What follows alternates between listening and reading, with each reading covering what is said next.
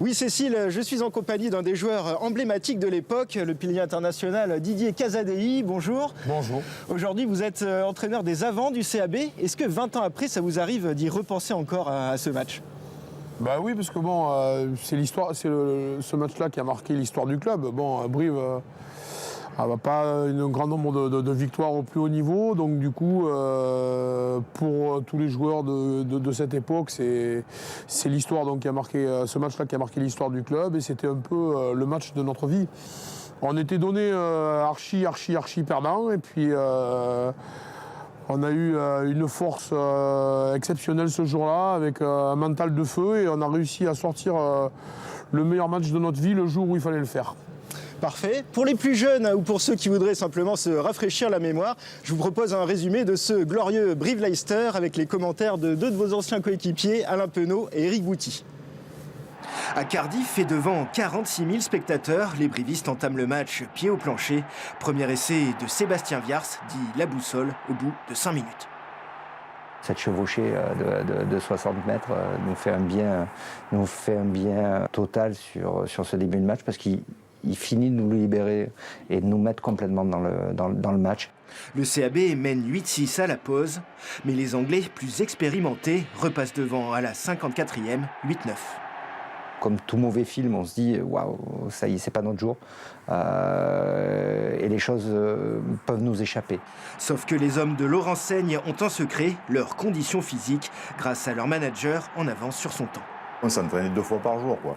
Donc du coup, ça a été le premier à vraiment instaurer un peu une part de professionnalisme. On était encore amateurs, entre guillemets, quoi. Résultat, les Corésiens inscrivent 3 nouveaux essais, dont 2 de la révélation, la fusée Sébastien Cara. Ce dernier essai, c'est l'apothéose. Là, on sait véritablement qu'on ne peut plus perdre le match. Score final, 28-9. Et vous, quel souvenir le plus marquant vous gardez de ce match ? Bah, ils sont nombreux quand même, hein. C'est difficile de résumer en un seul souvenir. Il y a déjà la préparation du match en lui-même, où bon voilà, la première des choses, c'est que bon, on avait vraiment très peur de l'adversaire, donc je me rappelle du stress, aussi la peur de passer pour une équipe un peu faiblarde, donc du coup l'avant-match avait été très long, et puis après l'image, c'est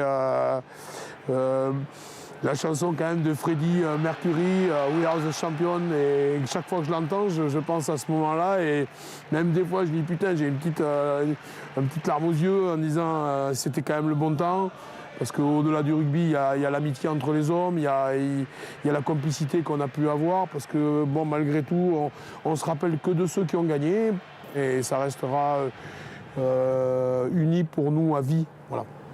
Alors ce titre européen, c'est bien sûr la plus belle victoire de l'histoire du club, fondé en 1910, mais c'est aussi un moment qui a marqué toute une ville.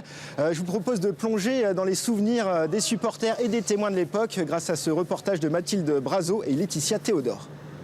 C'est une caverne d'Ali Baba, une pièce aux 1000 souvenirs. Ici, Joël conserve toutes les reliques des matchs du CAB auxquels il a assisté, et celle du titre européen figure en bonne place.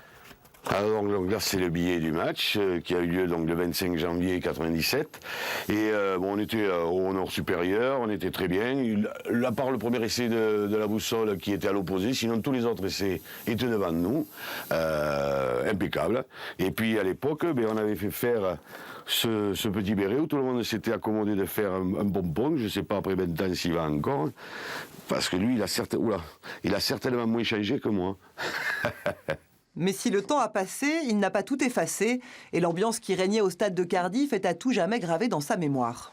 On n'était que 3000, et c'était quand même un Leinster en face, qui était les Tigers, qui était la grosse cylindrée, et personne ne donnait de chance. Mais seulement, voilà, on avait une envie monstre, et puis en fait, on a fait un tel bruit dans les tribunes qu'on n'entendait pas les 25 000 Tigers, quoi. C'était comme si on était au stadion, quoi. C'était infernal. Des souvenirs devenus collectifs et partagés par toute une ville en folie au retour des joueurs dans la cité gaillarde. Des héros attendus à l'aéroport et en centre-ville. Les brévistes ont vécu une nuit mémorable, longue et folle. La place de la Guerre comptait plusieurs milliers de personnes. Il était environ 19h lorsque la coupe tant convoitée est apparue devant une foule médusée et compacte. Une fête qui, une fois le feu d'artifice tiré, s'est poursuivie toute la nuit dans les bars de la ville. Je m'étais fait virer du bar par tous les joueurs. Il m'avait mis là. Voilà. Et il y avait Alain qui tirait la bière, Casa qui encaissait. Après, quand Casa en a eu marre, c'est Venditti qui a encaissé. Après, ça a été les autres derrière le bar qui se mettaient des grands coups de marqueur dans la gueule. On était chez nous. Un titre célébré à la maison donc, mais avec un retentissement beaucoup plus large. Les Brivistes se sont rendus compte que cet événement dépassait largement les frontières de Brive-Brivistes, quoi. Donc ils ont pris conscience aussi que c'était vraiment un événement sportif national, voire international, puisqu'effectivement d'autres journaux anglais se sont emparés de cette victoire. Une victoire et des moments forts à revivre lors de la soirée anniversaire au Stadium, samedi 4 février. Didier Casadei, le retour sur Brive et la fête qui a suivi, j'imagine que ce sont des moments qui sont gravés dans votre mémoire aussi. C'est clair que l'arrivée à l'aéroport avec la coupe, il y avait des milliers de personnes, peut-être 30 000 personnes qui nous attendaient à l'aéroport. Donc c'était des moments fabuleux. Après, il y a eu le tour de ville aussi en camion où tous les gens étaient vraiment fiers de nous. Et puis la fiesta pendant toute la semaine aussi. Donc du coup, c'était des moments bien sûr inoubliables. Alors le CAB va disputer les quarts de finale de Challenge Cup à Basse début avril. Est-ce que vous allez vous servir un peu des souvenirs de cette époque pour motiver vos joueurs actuels? Se servir peut-être pas, mais disons que le contexte du match est un peu similaire. Voilà, on va jouer à l'extérieur, ce qui était notre cas. On va jouer contre une équipe qui sur le papier est meilleure que nous, c'est le cas aussi. Donc les joueurs aussi, pour pouvoir gagner, vont devoir faire un match au-dessus de leur niveau normal. Il va falloir qu'ils soient capables d'emmagasiner une force et une énergie à toute épreuve. Et s'ils arrivent à se mettre dans cet état-là, ce jour-là, ils auront, j'espère, la chance de gagner aussi. C'est ce qu'on leur souhaite. Didier, merci beaucoup.